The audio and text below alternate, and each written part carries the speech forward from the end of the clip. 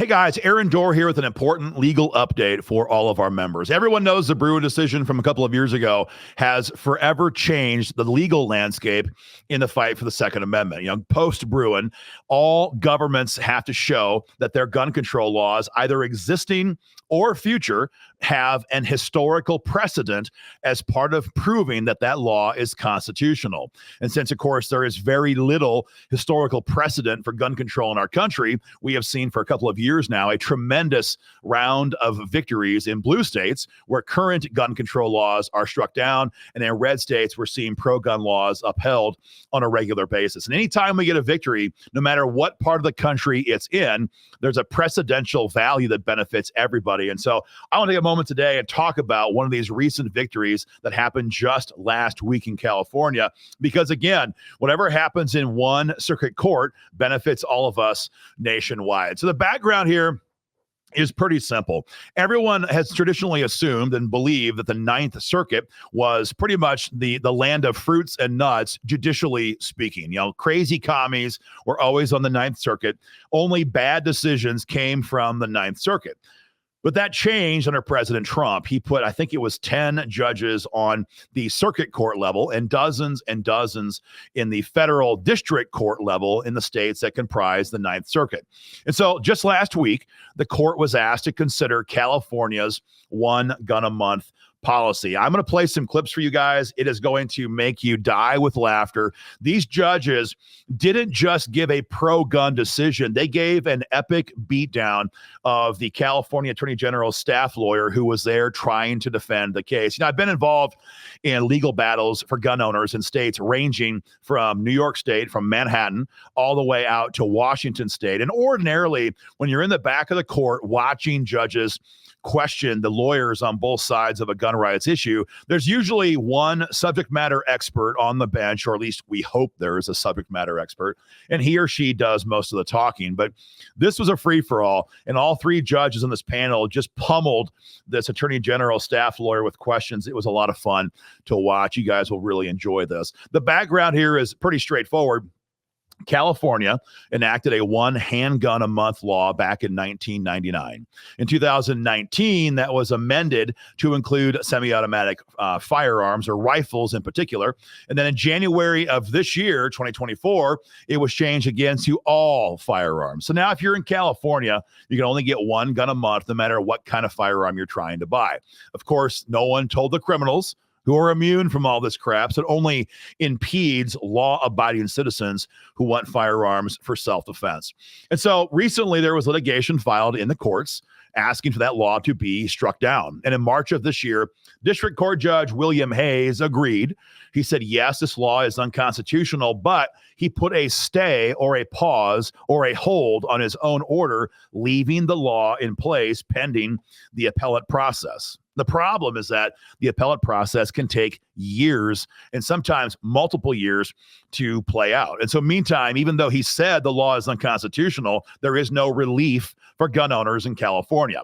And so there was an appeal mailed to the Ninth Circuit recently, and they asked them to override the stay on the lower court's decision. And that decision was granted in a 2-1 vote, again, just a couple of days ago in the Ninth Circuit. And so I'm going to show you guys some of the clips. One of the main issues that comes up in talking about a one gun a month law is this is arbitrary.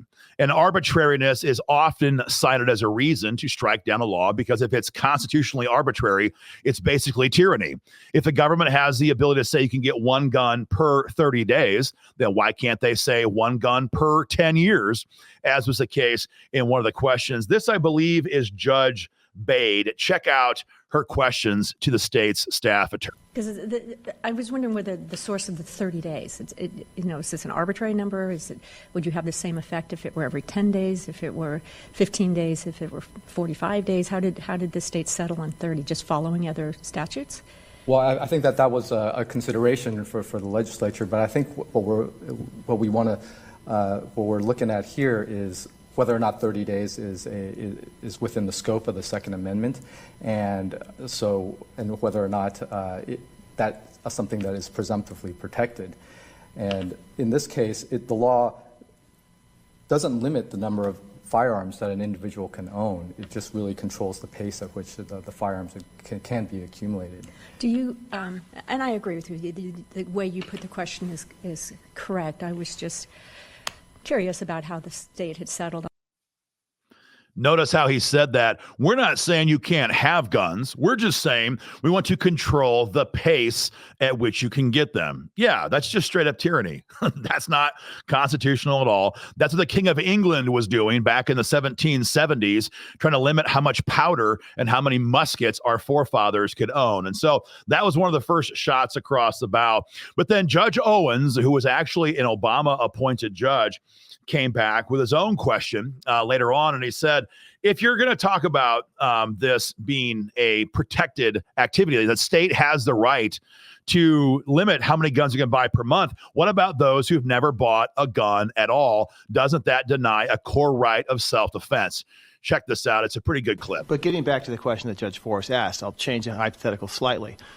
If I own a small liquor store and a gang is saying, you know, we're going to if you don't pay us protection, we're going to get you. We're going to get you here, or we're going to get you at your house, but we're going to get you. So I say, but boy, I better have a gun in my store. I need to have a gun in my house. And I don't have any firearms. Under the state of California's rule, I could buy a gun to protect my store or my house, but I couldn't buy one for each, correct? And I'd have to wait 30 days. That's right, Your Honor. You would have to wait 30 days from when you purchased your first firearm to getting. So with that understanding, if the core right the Second Amendment is trying to protect is self-defense, then it seems to me that the law here is impeding that core right. Do you think? There are other ways you can attack straw purchasing and bundling guns. I mean, I understand the state's interest in that, but in the hypothetical that Judge Forrest raised, I mean, that seems to be core Bruen conduct, the ability to defend yourself with a firearm either in your home or your place of work. How do we get around that in this case, unless you can point us to a historical? The state's lawyer pretty much did and had no real substantive answer from that, because the judge makes a very good point. I mean, how can you sit there and tell somebody that you cannot get 2 guns in the first 30 days? What if you need 2 guns? What if you have to have 2 guns for defense? Why do we have to give a reason to the government ever for how many firearms we have? And so that was a really good point made by Judge Owens. And the last clip for you features Judge Forrest, and she pretty much, in my opinion, gave a kill shot to the idea that this idea of limiting the frequency of how often we can exercise a constitutional right can apply to the Second Amendment, but not to other amendments. Check out her clip right here. Well, counsel, I mean, I'm trying to understand sort of a fundamental premise here. The Supreme Court has said that for Second Amendment cases, we can look by analogy to other rights that citizens have, including First Amendment rights, et cetera. It would be absurd to think that a government could say, you can only buy 1 book a month because we want to make sure that you really understand the books that you read. Or you can only attend 1 protest a month because, there are some societal drawbacks to having protests, and so we want to kind of space those out. People would say that's absurd. So if we conclude that you have a right to bear arms, and we conclude that that's not the right to bear an arm, but could be plural, like what is the basis in the law anywhere for the idea that you could say to someone, yes, you have this right, but we're going to control how frequently or how often you get to exercise it? Just a total kill shot. The guy has no answer to that. The day went on like that for the next 15 minutes. It was just body shot one after the next. And what's amazing about this case is that ordinarily, after you have oral arguments on a case, you could wait for 6 months. You could wait for a year. You could wait for a year and a half.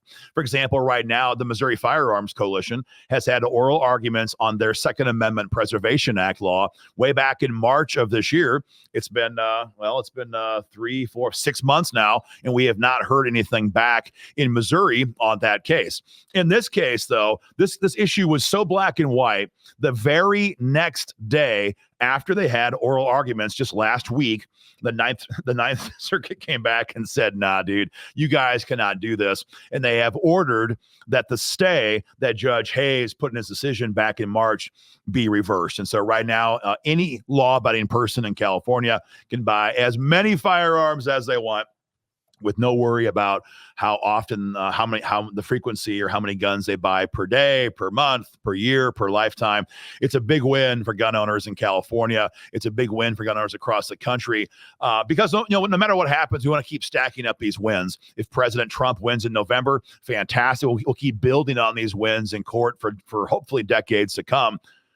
But if, God forbid, somehow Kamala Harris wins in November, the more pro-gun cases we can have decided now, it creates more roadblocks for the left to have to overcome as they try to attack our gun rights going forward. Of course, this is why right now in Congress, the left is pushing legislation to expand the size of the Supreme Court, but also the district court positions all across the country. They want to put 100 additional leftist commies on the district court circuit all across the country. And they want to add enough judges to the Supreme Court to outweigh the current conservative majority with a 7-6 Democrat majority, a 13-member Supreme Court. So the left is terrified about this because they're losing right now in court on a regular basis. Guys, that is the recap on this case. A major victory for gun rights. Guys, get involved in the fight today. We are fighting right now in court for cases in blue states and red states all across the country, fighting for gun rights. Get involved in the fight today. Hit the link below to join or donate and get involved. Guys, more information coming soon, but celebrate this victory. It's a big one for everybody in California, and it's a big one for all of us as well.